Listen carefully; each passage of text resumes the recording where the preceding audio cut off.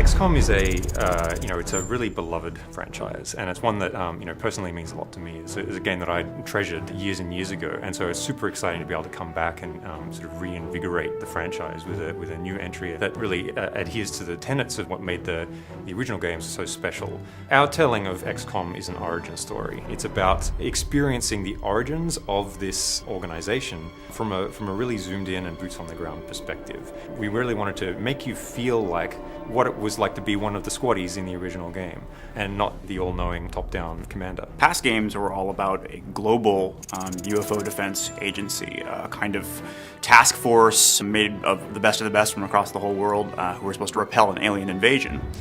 In XCOM, our game, which is its own kind of new origin story that follows its own timeline, XCOM begins as a United States federal task force built out of intelligence officers from the CIA and DIA. Their job is to repel an invasion from within the country. They're being infiltrated and they know it. We've taken a lot of the mythos that had been previously established and sort of reimagined it or re-engineered it, like sort of the very small, humble roots of the organization before it became this globe-spanning, globally funded anti-alien defense force. We wanted the aliens in XCOM to be unique and be compelling and surprising. Portray them not as your archetypical nasty, snarling monster alien, but by sort of looking to a very technology-based aesthetic. One of their primary goals in being here is actually to terraform our world, to transform it into something that's for them.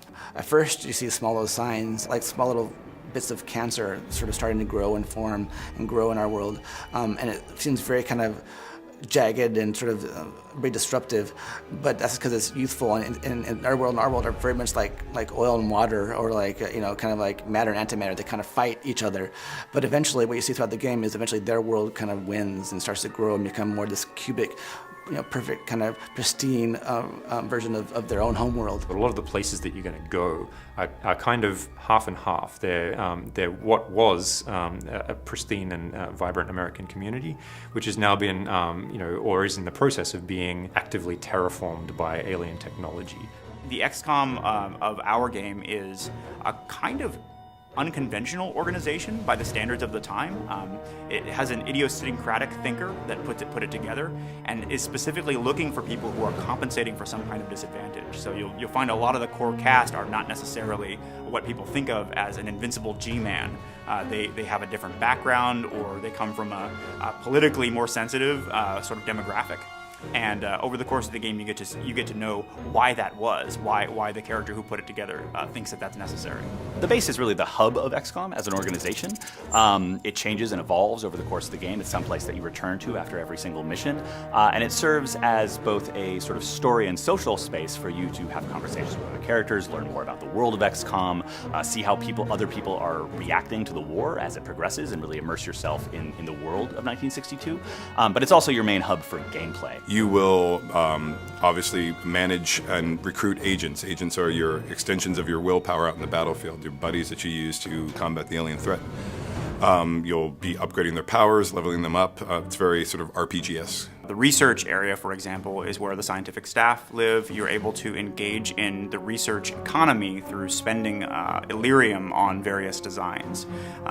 Most of them are based on captured alien technology, and so Dr. Weir helps you understand what the sort of strengths and weaknesses of each of those tools are, and you get to be the one who decides which ones you want to take. Or the map room run by Angela, where you can survey all of the different emergencies that are currently taking place in the US where XCOM might be dispatched. When you go and use the map, it'll be populated with a variety of opportunities, which are the missions that you can go on. Imagine it like an RPG world map, where quests, come and go. There's primary quests and secondary quests. There are backbone missions that drive the plot forward, and there are dozens of other kind of strategic opportunities that pop up. And if you take one, you may lose the other. The country itself will start to change over. You'll see where the outsiders have encroached across the map of America, where you've lost territory, where it's been fighting back. So it has a very sort of dynamic feel of the ebb and flow of the front lines. The primary impact of choosing one mission over another is economical, meaning it affects the core player growth curve. You can decide to invest in this piece of research and not that, or this agent power and this agent upgrade, and let another one atrophy. As a result, individual players can kind of customize the sort of array of options they've got in the field based on those choices, the choices inside the base.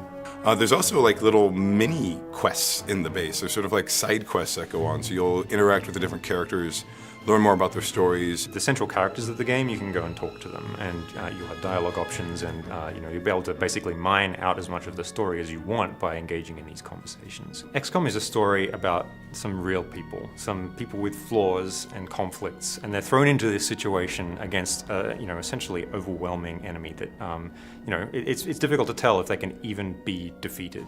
And only by assembling the brightest minds, the smartest people that the world has to offer, are you even going to have a hope of defeating this enemy.